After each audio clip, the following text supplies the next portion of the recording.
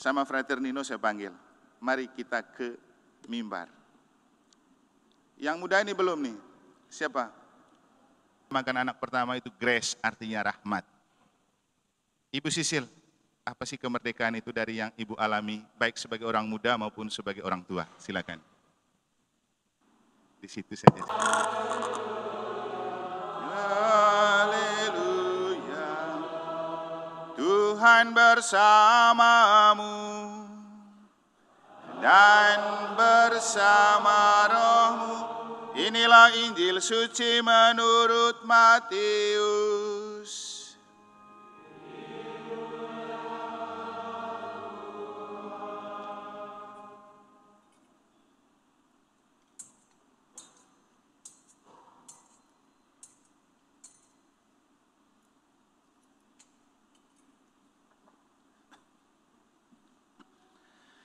Sekali peristiwa, orang-orang Farisi berunding bagaimana mereka dapat menjerat Yesus dengan suatu pertanyaan. Mereka menyuruh murid-murid mereka bersama-sama para pendukung Herodes bertanya kepada Yesus, "Guru, kami tahu engkau seorang yang jujur dan dengan jujur mengajarkan jalan Allah dan engkau tidak takut kepada siapapun juga, sebab engkau tidak mencari muka. Katakanlah kepada kami pendapatmu. Bolehkah membayar pajak kepada kaisar atau tidak?" Tetapi Yesus mengetahui kejahatan hati mereka, lalu ia berkata, "Mengapa kamu mencobai aku, hai orang munafik? Tunjukkanlah kepadaku mata uang untuk pajak itu." Mereka membawa 1 dinar kepada Yesus, dan Yesus pun bertanya kepada mereka, "Gambar dan tulisan siapakah ini?" Jawab mereka, "Gambar dan tulisan Kaisar."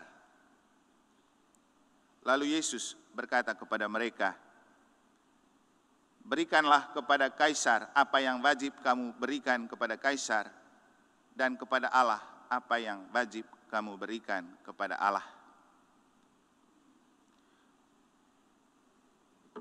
Demikianlah sabda Tuhan.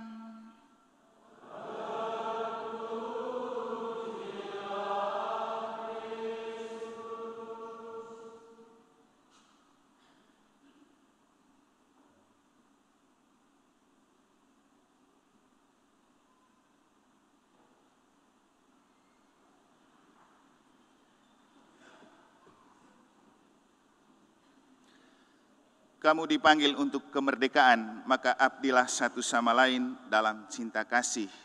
Lalu Santo Petrus dalam bacaan kedua mengatakan bahwa hiduplah sebagai orang-orang merdeka yang terlepas dari belenggu-belenggu kelaliman. Bapak Ibu, Indonesia sudah 80 tahun merayakan kemerdekaan, dan itulah yang kita rayakan hari ini dengan tema Bersatu Berdaulat, Rakyat Sejahtera, Indonesia Maju. Tapi apa itu merdeka? Saya pikir definisi merdeka yang perlu kita sadari kembali. Apa yang dimaksudkan dengan Indonesia merdeka? Apa yang dimaksudkan dengan kemerdekaan yang dikatakan oleh kitab suci?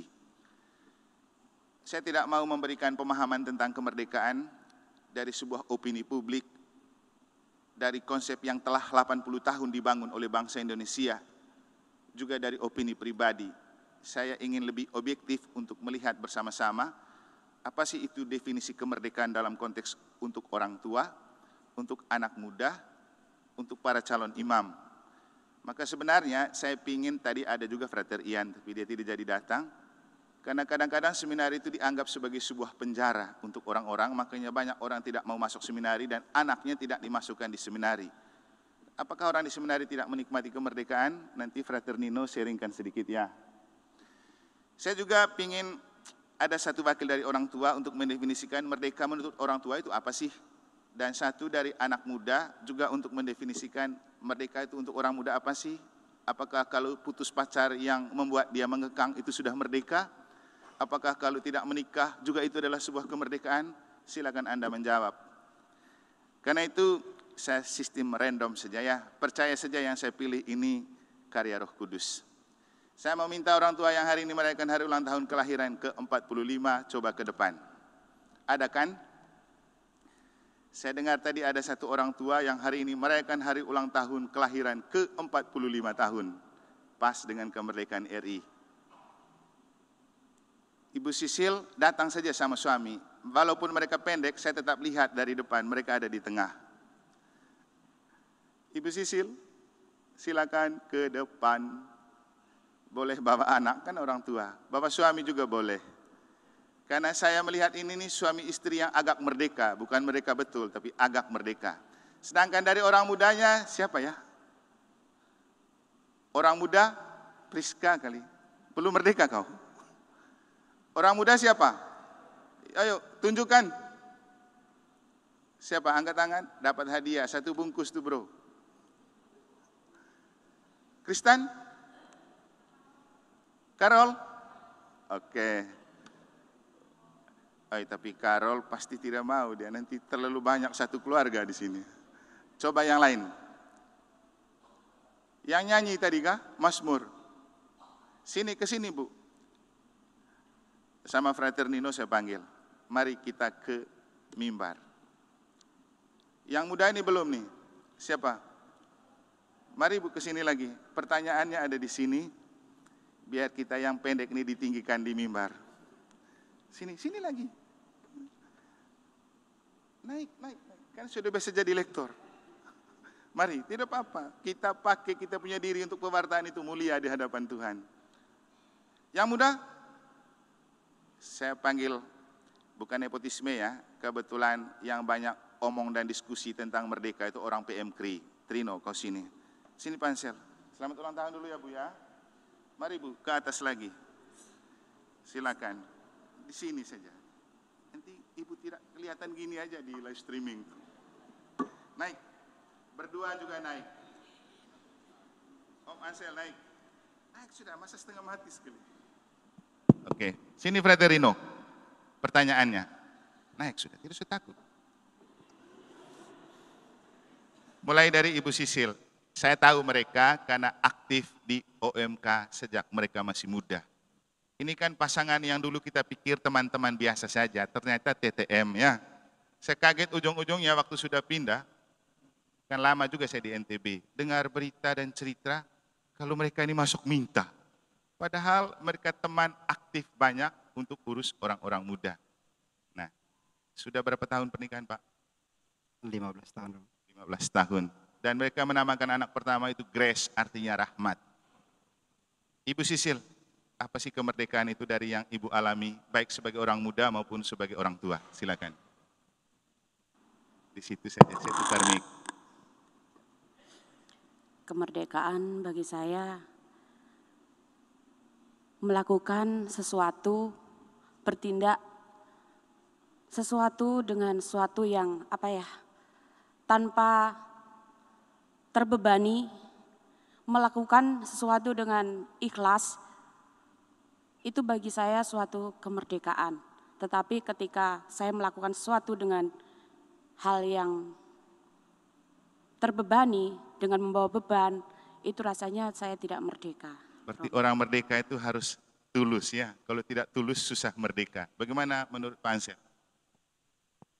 Ya baik Romo, saya sependapat dengan Kang Dedi. Kalau bicara merdeka konteks hari ini, merdeka itu tidak ada lagi orang yang melarang ketika kita beribadah. Tidak ada lagi kemiskinan.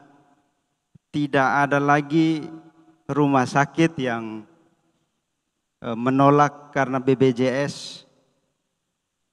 Tidak ada lagi rasa takut ketika jalan malam hari kemanapun.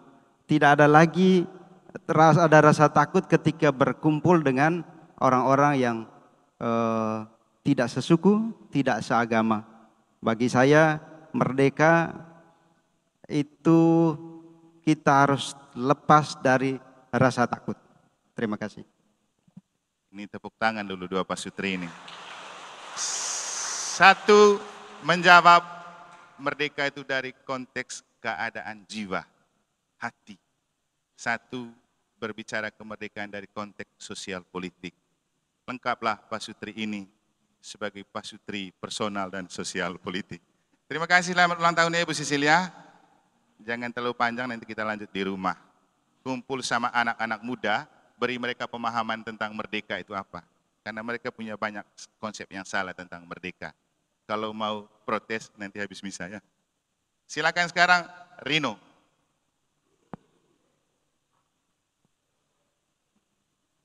Merdeka menurut orang muda. Merdeka. Baik, terima kasih Romo, Frater, Suster, Bapak Ibu, Saudara-saudari yang terkasih dalam Kristus. Jadi definisi merdeka menurut saya itu adalah bebas. Jadi dalam konteks berkewarganegaraan Indonesia tentu kita punya hak, tapi tidak terlepas dari yang namanya kewajiban. Nah, yang terkait hak itu hak untuk hidup, untuk mendapatkan pekerjaan, dan yang paling penting hak untuk mendapatkan makan. Mungkin itu dari saya, Romo. Tadi disampaikan juga sama kebetulan yang tadi Abang Ansel juga mantan Ketua PMKRI, jadi sosial dan politiknya itu hal yang sama dari saya. Terima kasih. Makanya saya dengan Frater Rino itu kasih makan banyak Trino supaya dia merdeka. Sampai boleh dia undang temannya Karol, Galuh ikut makan supaya mereka merdeka. Karena anak-anak muda itu merdeka kalau mereka sudah kenyang. Itu ya Aldo ya. Aldo datang terakhir, untung kami sisakan 1 paha ayam bakar. Lalu setelah dia makan kenyang, lalu dia bilang merdeka. Lalu itu habis itu dia pulang. Tidak ada ngobrol lagi, yang penting dia sudah makan. Oke, ada banyak konsep kemerdekaan. Kenapa saya juga ajak Rino tadi? Karena dia saya lihat di story-nya pernah pasang foto lalu taruh bendera One Piece. Saya tanya, kau kenapa pasang ini? Lagi ngetren Romo. Tapi ini fenomen yang bagus juga untuk kita memaknai merdeka itu apa sih? Saya rasa Presiden Prabowo juga tidak protes dengan bendera One Piece. Yang penting taruhnya jangan setara dengan bendera merah putih, agak ke bawah. Nanti kita akan lihat lagi. Nah sekarang Frater Nino. Frater ini anak dari abdi negara dan abdi gereja. Bapaknya kan Brimob. Tapi anaknya bisa masuk seminari. Masuk seminari itu selalu dianggap sebagai hidup terpenjara, dikekang. Tapi apakah mereka tidak menemukan kemerdekaan? Frater Nino, silakan.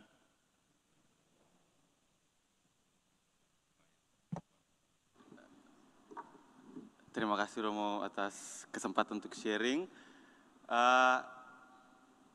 Dulu kita tahu pendidikan sebagai Brimob yang Bapak Romo katakan itu keras sekali. Mungkin terbawa dari pendidikan Bapak yang harus selalu tepat waktu, saklek buat segala sesuatu. Pokoknya segala sesuatu harus beres. Dan hal-hal itu tidak memungkinkan juga saya sedikit membelot.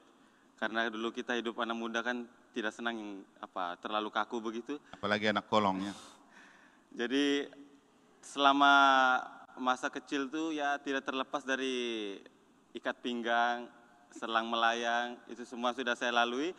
Dan dulu menurut saya masuk seminari itu adalah kemerdekaan karena saya bisa terlepas dari hal-hal seperti itu. Oke, Bapak Ibu, ini fakta ya. Dididik dengan gaya militer itu tidak mudah di rumah, itu seperti penjajahan, maka masuk seminari adalah kemerdekaan. Terus. Namun seiring berjalan waktu di seminari saya mulai menyadari, ternyata aturan seminari ini lebih menekan. Dia tidak menekan secara fisik, tapi dia menekan secara psikologi. Saya tidak bisa lagi nakal, tidak bisa lagi ini. Jadi semua itu saya lalui. Tapi anehnya saya selalu tersenyum mengikuti semua kegiatan yang padat itu. Menurut saya kehidupan seminar itu bukan sebuah penjara, karena hanya kami orang-orang yang saya tidak mau berkata bahwa kita semua tidak bisa masuk seminari, karena sudut pandang kami yang berada di dalam seminari itu berbeda. Kami tidak menganggap itu sebagai penjara. Kami bukan bilang itu sebagai house, tapi kami bilang seminar itu sebagai home. Ya, itu beda arti. Bukan house, tapi dia home. Dia tuh yang menghidupkan kami, yang membentuk cara pandang kami di luar bagaimana orang-orang di luar dan kami refleksikan di dalam. Syukur kepada Allah bahwa kami di Seminar Tuku itu kami belum ada guru-guru sendiri, jadi kami ada guru-guru dari luar, kami gabung dengan Yayasan Insan Mandiri, gabung dengan SMA Thomas. Jadi di beberapa event tuh kami datang ke sekolah untuk melakukan kegiatan sekolah. Jadi lewat kegiatan itulah saya mulai cari pengalaman baru, sudut pandang baru bagaimana kehidupan masa muda di luar. Jadi mungkin orang berkata bahwa kami menghabiskan masa muda di dalam penjara. Tapi menurut saya menghabiskan masa muda untuk berefleksi bagaimana cara saya menghidupi masa muda. Berikanlah kepada seminari apa yang menjadi hak seminari, berikanlah kepada masa muda saya apa yang menjadi masa muda saya. Saya taati aturan, tapi aturan juga entar yang membimbing saya untuk mengembangkan bakat dan potensi saya. Karena di ujung refleksi yang akan saya ambil, walaupun refleksi itu sudah buat, saya sudah rangkai semua, keputusan untuk membulatkan refleksi itu tidak gampang. Maka pilihan seperti Bapak Romo yang telah menjadi imam ini adalah menurut saya refleksi yang tidak sedikit dan sudah mencapai titik di mana bulat itu sempurna. Dan menurut saya kita harus membenarkan POV bahwa seminar itu bukan penjara. Terima kasih. Oke, tepuk tangan untuk mereka. Merdeka! Silakan pulang. Kan ada kata-kata bijak yang bilang begini, your excellence is not depend on your house, but depend on your home. Tahu artinya? Kebahagiaan hidupmu bukan tergantung pada rumah tinggalmu, tapi pada rumah tanggamu. Beda ya Bapak Ibu ya, rumah tinggal dan rumah tangga. Orang yang punya rumah tinggal mewah belum tentu merdeka di dalamnya. Tapi orang yang punya rumah biasa-biasa saja tapi punya rumah tangga yang mantap, itu yang memerdekakan. Makanya Scott Hahn bersama istrinya ketika balik ke gereja Katolik dari menjadi Protestan selama bertahun-tahun, dia menulis sebuah buku yang berjudul Rome Sweet Home, Roma Rumahku. Dan kalau kita dengar cerita-cerita mereka tadi, ternyata kemerdekaan itu mencakup dua hal. Kemerdekaan fisik dan kemerdekaan jiwa. Nah, Indonesia sudah merdeka secara fisik, tapi belum merdeka secara jiwa kan. Banyak tekanan jiwa yang menghiasi kemerdekaan RI sampai usia 80 tahun, sehingga ada protes berbentuk bendera One Piece. Saya sih tertarik untuk melihat itu tadi sebelum misa, karena ada banyak orang yang bilang, Romo, coba singgung tentang One Piece itu. Saya coba mencermati apa itu One Piece. Memang kalau dari segi gambar, gambarnya tengkorak. Tidak bagus memang. Tapi kalau dari segi motivasi, itu adalah ekspresi orang merindukan kedamaian dan keadilan. Dan itulah kenapa juga saya pikir Presiden merasa, ya sudahlah, kalau itu sebagai sebuah aspirasi, tidak apa-apa. Yang penting jangan bersanding dengan bendera merah putih, boleh agak ke bawah. Nah, saya rasa ini juga yang melatar belakangi kenapa negara kita mengambil tema bersatu berdaulat, rakyat sejahtera, Indonesia maju. Kenapa? Kita itu masalah utama Bapak Ibu, isu-isu ekonomi dan efisiensi itu tidak terlalu penting dan riskan. Yang paling penting adalah isu disintegrasi. Ada sebuah paham yang sedang hidup di Indonesia yang kalau dikalkulasi oleh para intel itu sudah 40% itu ada bahaya melencengkan falsafah Pancasila dan membahayakan NKRI. Inilah virus yang sedang menggerogoti kita. Dan Prabowo dan Gibran ingin komit untuk menjaga kesatuan RI ini dari bahaya dan ancaman seperti itu. Dan salah satu jalan, ciptakan persatuan menjelang kemerdekaan dengan memberikan absolusi dan amnesti kepada dua figur dari dua kelompok besar yang memang menurut kacamata politik akan membahayakan persatuan. Jadi memang untuk orang-orang tertentu dan kita yang anti korup rasanya tidak adil dan kok pengecut. Tapi berpikir tentang kesatuan itu lebih besar. Karena Indonesia ini tidak mudah dipersatukan. Jadi sejauh ini saya melihat kita bersyukur punya dua pemimpin ini. Entahlah mereka pasti punya kekurangan juga. Tidak ada pemimpin yang jadi seperti malaikat. Nobody is perfect. Tapi kalau kita sebagai orang Katolik, menurut saya Mereka itu kiriman Tuhan yang memang untuk menjaga persatuan dan kesatuan. Coba lihat latar belakang mereka. Bukan untuk bicara tentang agama, tapi untuk membangkitkan kesadaran kita. Saya kemarin juga nonton di Katolik Keren. Mereka membahas tentang keluarga Pak Prabowo yang dominasinya adalah Katolik. Karena mereka ada 4 bersaudara, bapaknya Sumitro, kemudian yang Muslim cuma Prabowo, adiknya Protestan, 2 kakak perempuannya itu Katolik semua. Satu yang kemudian punya keponakan Thomas Jiwandono itu. Sedangkan satu menikah sama orang Prancis. Jadi kekentalan Katoliknya itu ada. Istrinya, mamanya kan dari Ternate. Dan saya merasakan bagaimana dia menghormati orang Katolik itu dan tokoh Katolik ketika saya secara langsung bersalaman, berpelukan dengan beliau saat hadir dalam perayaan ulang tahun Gerindra yang ke-16 di Sanur. Saya waktu itu diundang sebagai tokoh agama untuk berdoa. Waktu itu kan lagi dalam beberapa bulan mau pemilihan presiden. Saya pergi, orang lain semua takut. Saya pergi samperin beliau, saya memperkenalkan diri orang gereja Katolik, pastor dengan jubah. Kita selfie, dia senang. Dan waktu kita salaman di panggung setelah tiup potong tumpeng, lama dia jabat tangan lalu ajak ngobrol. Saya hanya tidak enak sama orang lain saja.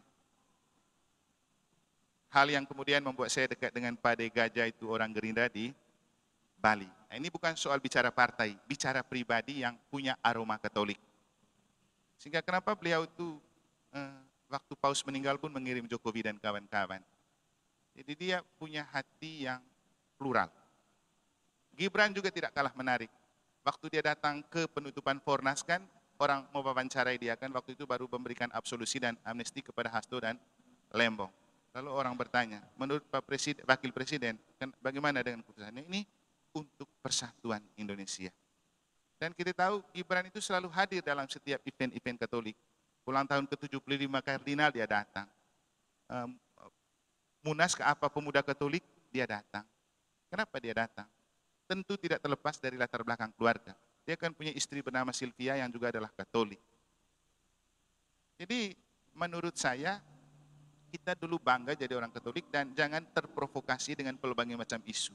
Kita berdoa untuk mereka supaya punya fokus untuk menjaga persatuan dan kesatuan. Soal kesejahteraan itu Bapak Ibu, orang kalau tidak kerja masa mau sejahtera?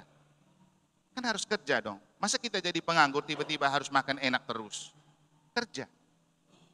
Dan kalau kita flashback sedikit ke sejarah kemerdekaan ini, peran Gereja Katolik sangat vital. Tapi tidak akan muncul di sejarah Indonesia karena ini psikologi mayoritas. Saya lebih dalam memahami sejarah Gereja Katolik di Indonesia itu ketika membaca buku Seandainya Indonesia Tanpa Katolik. Coba nanti Bapak Ibu baca atau cek di YouTube.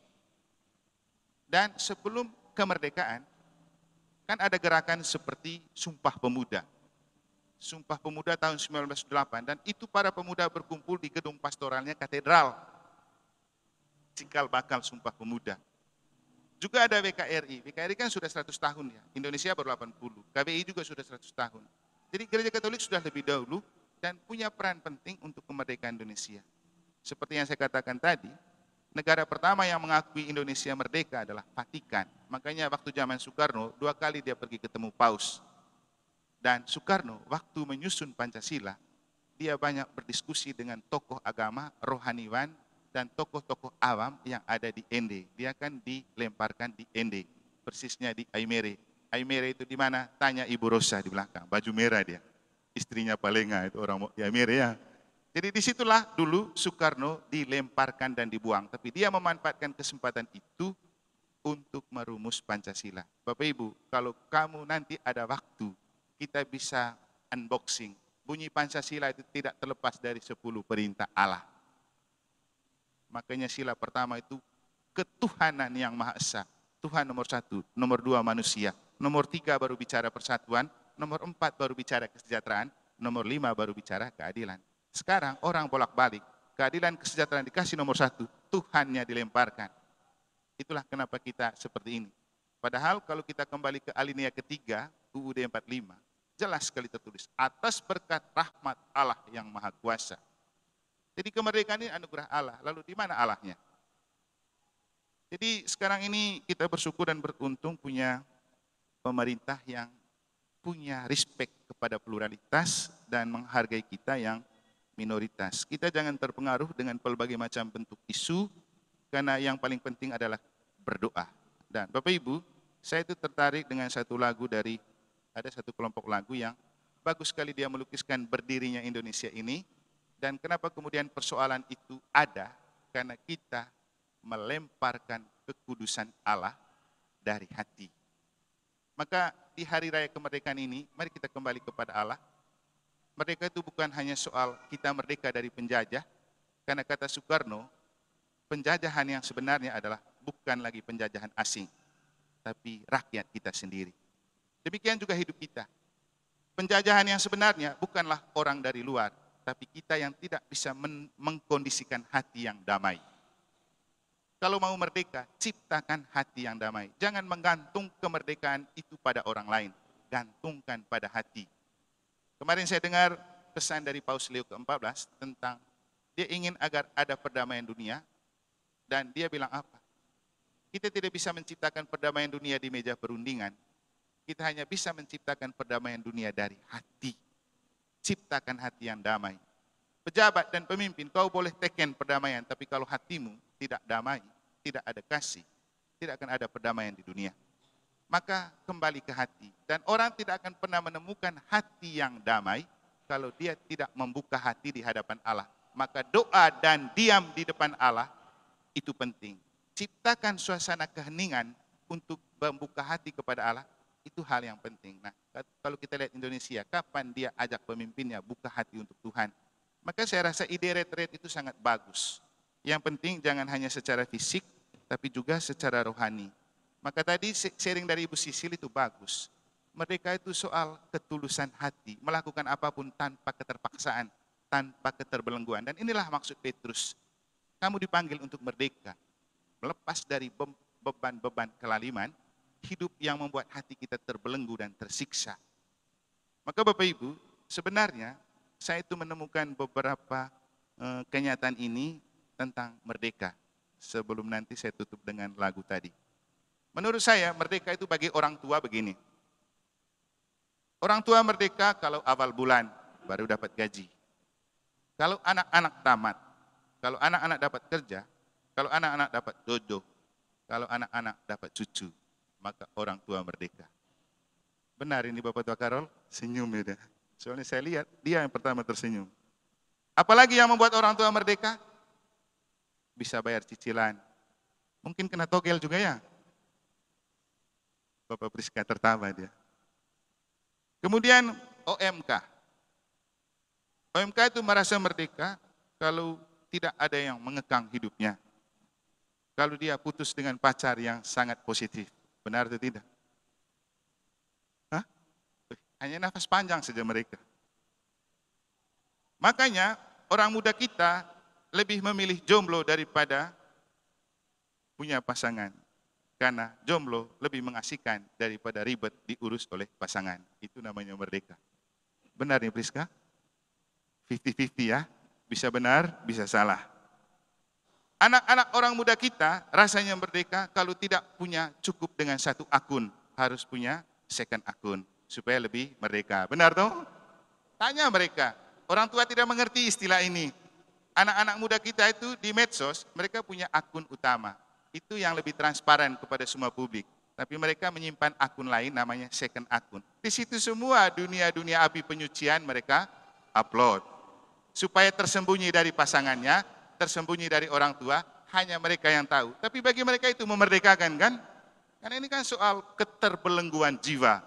Jadi cek masing-masing anak punya berapa akun. Semakin banyak akun, pribadinya makin palsu. Ingat tuh ya. Jangan bangga dengan banyak akun. Semakin banyak akun, semakin Anda menjadi pribadi palsu. Karena tidak tahu mana yang murni. Maka hiduplah seperti Ansel dan Sisil. Tidak punya banyak akun, yang penting akun di bank jelas ya. Itu Bapak Ibu, adik-adik, itu yang saya mengingatkan kamu. Kamu bangga punya banyak akun, tapi secara psikologis itu adalah cerminan dari kepalsuan pribadi. Makin Anda menciptakan banyak pribadi ganda. Dan itu membuat orang rumit untuk menilai mana yang benar dia ini, di akun utama atau di akun second. Jadi orang muda Katolik Mataram, jagalah jati dirimu. Cukup dengan satu akun. Transparankan dirimu di sana. Pertanggungjawabkan harga dirimu di sana. Jangan bikin boneka. Supaya jangan hanya omong bendera Indonesia. Setelah itu kamu bikin bendera One Piece. Itu kan juga cerminan dari pengalihan secara psikologis karena ada aspirasi yang terbelenggu. Nah, ini beberapa definisi definisi kemerdekaan. Tadi dari segi seminaris sudah diseringkan perhatian. Sekarang dari segi Romo, apa itu merdeka? Mau tahu? Kalau dalam konteks di Mataram, untuk saya merdeka itu begini. Merdeka itu kalau kamu lewat di pintu suci. Karena di pintu suci itu banyak belenggu yang dilepaskan. Dan itu penjelasan saya hari Minggu lalu. Merdeka kalau imanmu makin tangguh, makin mencintai gerejamu dan parokimu. Dan saya merdeka, kalau saya merdeka dalam arti tidak terasa terbelenggu perasaan saya. Kalau suatu saat saya lihat Karol, Ernest, Priska, dan Galuh tidak jalan seperti kami Romo terus. Alias isi sendiri. Oke, Bapak Ibu silakan Anda lihat ke dalam diri apa itu merdeka untuk Anda. Tapi saya hanya mau mengajak untuk jangan lupa merdeka. Jangan lupa bahagia. Jangan hanya serbut dan teriak, merdeka, merdeka, tapi faktanya muka murung, cemberut, galau, itu tidak mencerminkan pribadi yang merdeka. Dan akhirnya kita betul-betul merdeka kalau membiarkan hati kita dijaga oleh Allah. Disucikan dan dikuduskan oleh Allah. Indonesia susah betul mengalami kemerdekaan karena melemparkan Allah dari hatinya. Maka kita berdoa supaya Allah menunjukkan kepada kita kalau bangsa kita ini lahir dari kemurahan hati Allah yang dicurahkan kepada kita 80 tahun yang lalu. Maka kita berdoa supaya Tuhan tunjukkan kuasa-Nya untuk kita hidup di saat selanjutnya.